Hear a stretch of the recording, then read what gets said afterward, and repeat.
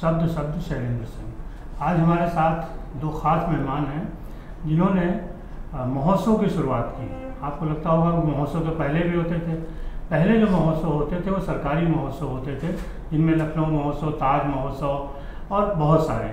लेकिन निजी क्षेत्रों में जो महोत्सव की शुरुआत की वो विनोद भाई ने की, और जौनपुर महोत्सव से 2008 में 2000। तो उसके बाद महोत्सव की एक श्रृंखला शुरू हो गई। आपने भी बहुत सारे प्रयास किए, बहुत सारे महोत्सव अभी भी वो कर रहे हैं, और इसके साथ ही साथ जो दूसरे लोग भी थे उन लोगों ने भी महोत्सव की शुरुआत की। लेकिन अगर महोत्सव की शुरुआत करने वाले महोत्सव मैन को अगर हम कहें तो वो विनोद सिंह जी हैं, और इन्होंने कैसे शुरू किया ये सिलसिला, आज हम इस पर बात करेंगे। विनोद जी बहुत बहुत स्वागत है। एनवी सिंह जी आपका बहुत स्वागत। कैसे महोत्सव की शुरुआत हुई थी? जब हम लोग पढ़ के निकले भैया, 93 में मैंने ला किया, ला करके मैं निकला तो मैंने देखा कि समाज में आने वाले समय में जनजीवन को सबसे ज़्यादा प्रभावित क्या करेगा। तो हम लोगों की समझ में आया, चूँकि मैं एग्रीकल्चर का छात्र रहा, तो मेरी समझ में आया सबसे ज़्यादा पर्यावरण को ही बचाया जाए, जो हमारे जनजीवन आने वाली पीढ़ी को सुरक्षित रख सकता है। तो 94 से हमने एक कैंपेनियन चलाई कि पर्यावरण को सुरक्षित और संरक्षित कैसे रखा जाए।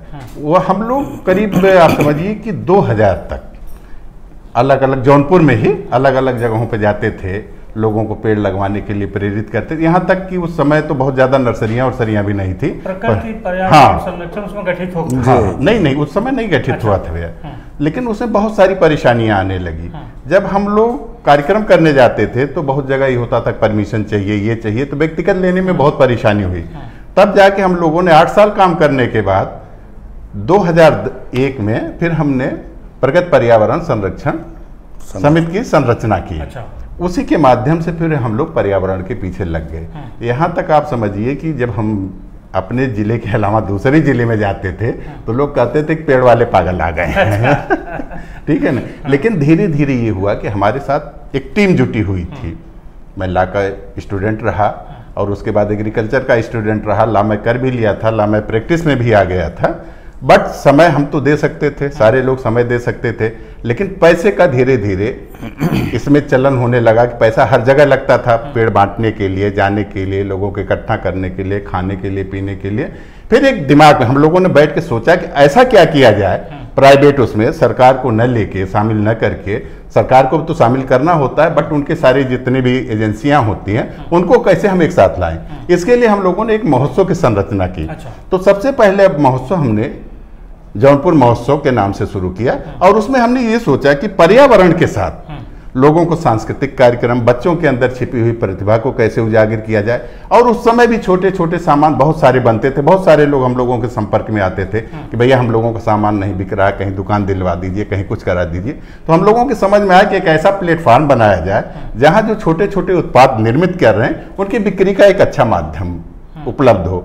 इसी सब को लेके हम लोगों ने महोत्सव की संरचना की, और फिर 2008 में जौनपुर महोत्सव हमने कराया। 2008 में पहला महोत्सव यूपी महोत्सव लखनऊ में भी कराया। अच्छा, उसी साल। फिर उसके बाद आपने भारत महोत्सव, अवध महोत्सव, ये सब। उसके बाद एक श्रृंखला चली। हमारी सोच ये थी कि उत्तर प्रदेश की वो जिले जहाँ पे जन जागरूकता की जरूरत है, जहाँ पे उत्तर प्रदेश के सामान लोग नहीं देख पाते। यूपी महोत्सव में आप ये समझिए कि उत्तर प्रदेश के सारे जिले जितने हैं जो सामान निर्मित होते हुए देखने की मिलती, जैसे मैंने पीलीभीत चुना, सोनभद्र चुना, इसके अलावा फिर बरेली चुना, कि जहाँ पे लोगों की इसकी जानकारी हो सके, वहाँ से बच्चों की प्रतिभा को उठा के हम यूपी महोत्सव के मंच तक ले आए, भारत महोत्सव के मंच तक ले आए। तो इस सिलसिले बहुत सारे महोत्सव कराए। और महोत्सव ही नहीं, प्रतिवर्ष हम लोग पर्यावरण दिवस हो, चाहे वन दिवस हो, या वैसे भी लगातार निःशुल्क पौधों का वितरण किया जाता रहा। और यही नहीं, हम लोगों ने एक चैलेंज पैदा किया 2008 में कि पर्यावरण को कैसे लोगों तक पहुंचाया जाए, लोग पेड़ पौधा कैसे लगाएं। उसके लिए हमने अपने स्टेज पे जैसे माला, गुच्छा, फूल देना बंद किया, और बुके टाइप, बुके भी नहीं, हमने पौधे देना शुरू किया। अपने मंच पे मैं जो भी कार्यक्रम करता था पौधे देना शुरू किया, पौधे देना शुरू किया। और उसमें बहुत सारे अधिकारी आते थे कार्यक्रमों में, तो उन लोगों ने अप्रिशिएट किया। और बहुत सारी छोटी छोटी संस्थाएं जो समाज सेवी संस्थाएं, इस तरह के लोगों को हमने जोड़ा कि भाई एक चीज तो आप लोग हमारा अडॉप्ट करो, हमारा नहीं, ये समाज के लिए है। और धीरे धीरे लखनऊ में लोगों ने अडॉप्ट करना शुरू किया और वो चलन बन गया। हम समझते हैं कि लखनऊ में इस समय कम से कम 60% ऐसी समाज सेवी संस्थाएं हैं जो अपने मंच पे पेड़ पौधा देके लोगों का स्वागत करती हैं, एक प्रेरित करती हैं पर्यावरण के प्रति लोग जागरूक हों। पहले तो लखनऊ में भी लोग नहीं थे, लेकिन अब छोटे छोटे जिलों में हम लोगों ने टीम बनाई, संस्थाओं को दिया, अब काम चल रहा है। जो हमारा उद्देश्य था कि लोगों तक जागरूकता फैलाई जाए। आपकी जोड़ी शुरू से चल रही है? शुरू से हम लोग। कैसे मिलना हुआ विनोद जी के साथ आपका? वहीं पढ़ाई के समय से जो है। अच्छा, तो दोनों लोगों ने मिलकर हाँ, पर्यावरण पे काम शुरू किया गया जो है। लेकिन पर्यावरण पे जब सेमिनार गोष्ठी हम लोग करते थे तो पब्लिक का आना कम होता था। तो ये सोचा गया कि अगर महोत्सव किया जाए तो पब्लिक आएगी, एक स्थान पे एक मंच के नीचे जो है इस चीज़ अभियान को जो है आगे बढ़ाया जा सकता है। अच्छा। और उसको लोग लाइक किए जो है। तो अब प्रमुख 3 महोत्सव आपके पास जी, कब से कब तक होते हैं, थोड़ी जानकारी दीजिए। भारत हस्तशिल्प महोत्सव इस वर्ष, चूंकि 2 साल से कोरोना का पीरियड चल रहा है, तो पिछले वर्ष मैंने केवल यूपी महोत्सव और औध महोत्सव कराए थे। इस साल थोड़ा चूंकि गवर्नमेंट की भी गाइडलाइन आ गई, तमाम सारी चीज़ें, तो 30 नवंबर 2021 से 14 दिसंबर 2021 तक भारत हस्तशिल्प महोत्सव हो रहा है काशीराम। और ये कार्यक्रम काशीराम स्मृति भवन बंगला बाजार में, जहाँ पहले 2017 में लखनऊ महोत्सव हुआ था। दूसरा कार्यक्रम हमारा यूपी महोत्सव अनवरत कई वर्षों से पोस्टल सेक्टर और पोस्टल ग्राउंड अलीगंज लखनऊ में हो रहा है, वहाँ होगा। और तीसरा कार्यक्रम हमारा 2022 में जाएगा, जो जनवरी में होगा। उसका प्लेस पिछले साल जहाँ कराया था हमने वहीं पे कराएंगे। अच्छा। और महोत्सव तो क्या कठिनाइयाँ आती हैं इन महोत्सवों के आयोजन में? कितना समय लगता है? क्योंकि लोगों को तो तब लगता है जब मंच सज गया तो दिखता है, लेकिन मंच के पीछे की जो मेहनत है वो कैसी है? आप समझिए कि इसके लिए 2008 से ही मेरा परमानेंट ऑफिस है, जहाँ 4-6 स्टाफ भी काम करते हैं हमारे लिए। संस्था साल भर काम करते हैं। और कुछ तो ऐसे लोग हैं, तमाम समाज सेवी, तमाम अधिकारी, तमाम ऐसे लोग जुड़े हुए हैं जिनके सहयोग से ये कार्यक्रम सफल हो पाता। और ख़ास तौर से जो हम दुकानें चुन के ले आते हैं पूरे प्रदेश से, क्या इसमें तो पूरे देश से 28 राज्यों का हमने प्रयास किया कि 28 राज्यों के हस्तशिल्प आए और लोक कला संस्कृति लोगों के यहाँ देखने को मिले। 7 केंद्र शासित राज्य हैं, वहाँ से भी हमने प्रयास किया है कि चीज़ें आए लोगों को देखने के लिए। बट ये साल भर प्रयास चलता रहता है, उसमें सरकार का भी बहुत बड़ा सहयोग होता है। इतना ही नहीं करते हैं, सरकार की जो योजनाएं हैं, लोक जन हित जन कल्याणकारी हैं, उसको भी अपने मंच से हम प्रसारित करते हैं। और सरकार की जो अच्छी उपलब्धियां हैं, जो समाज हित में है, उसको भी हम अपने मंच से प्रसारित करते हैं। अच्छा, जो लोक कलाएं हैं, जो लोग उतना पैसा नहीं दे सकते जितना महोत्सव में स्टॉल के लिए होता है, तो उनके लिए कुछ अलग? हाँ, बिल्कुल बिल्कुल। हम, आप समझिए कि जैसे हमारे यहाँ विकलांग व्यक्ति है, तो उसको हमने प्रोवाइड किया है कि अगर वो सही में विकलांग है, चीज़ें हैं, सर्टिफिकेट देख के हम लोग उसको फ्री ऑफ कास्ट स्टॉल देते हैं। और कुछ महिलाएं जो शुरू में काम करती हैं, ये छोटे प्रोडक्ट, मान लीजिए उनका 10,000 की लागत है, तो उनको भी मैं फ्री का आपका स्टॉल देके, अभी पिछले वर्ष हमने यूपी महोत्सव किया, 4 महिलाओं को मैंने फ्री ऑफ कास्ट स्टॉल दिया था। इसके साथ आप लोक कलाओं को जोड़ते हैं, एक सांस्कृतिक मंच। हाँ, सांस्कृतिक। अब बच्चों के अंदर जो छिपी हुई प्रतिभा है, उसको उजागर करने के लिए निःशुल्क प्रतियोगिता का आयोजन करते हैं। और बच्चों को सर्टिफिकेट है, शील्ड है, प्राइज है, सब कुछ हम लोग देते हैं। ये पहला मंच है जहाँ पे निःशुल्क प्रतियोगिता होती है। आप भी लखनऊ में रहते हैं, बहुत मंचों पे जाते हैं, बट पहला मंच ये है जहाँ पे बच्चों के प्रतिभाओं को निखारने के लिए निःशुल्क प्रतियोगिता कराई जाती है।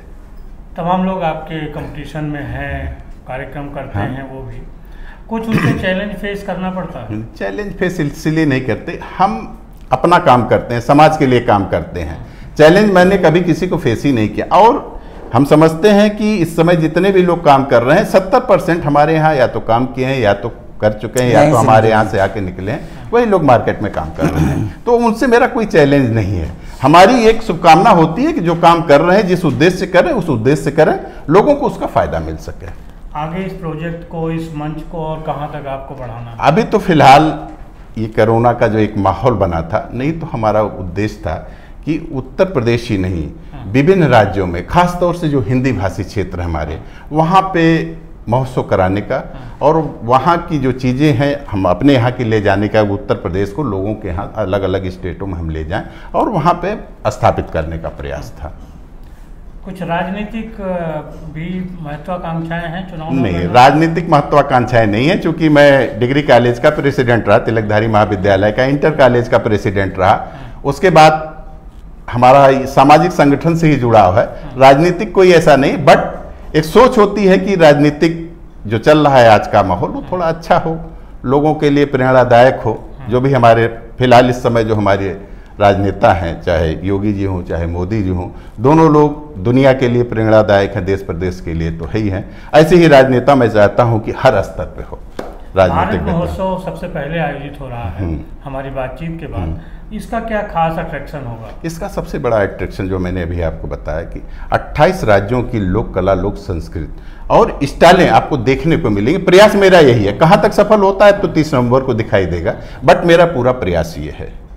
और भारत में जितनी भी जन कल्याणकारी योजनाएं चल रही हैं वो आम जनमानस तक हम पहुंचाएं, देश की संस्कृति को आम जनमानस तक पहुंचाएं, प्रदेश की संस्कृति को आम जनमानस तक पहुंचाएं, ये मेरा प्रयास। और दूसरा प्रयास, सबसे बड़ा जो मुख्य प्रयास है कि पर्यावरण के प्रति सबको जागरूक किया जाए, पूरे देश को जागरूक किया जाए कि आप अपने जीवन में एक पौधा अवश्य लगाएं, उसको सुरक्षित और संरक्षित रखें। सरकार को फिर इसके अलावा कोई काम करने की जरूरत ही नहीं पड़ेगी। अगर हम ये सोच लें कि हमारे जीवन में एक पौधा लगाना है, उसको सुरक्षित और संरक्षित रखना है, तो देशवासी जिस दिन इस पर ध्यान दे देंगे तो सरकार को ध्यान देने की बहुत जरूरत नहीं पड़ेगी।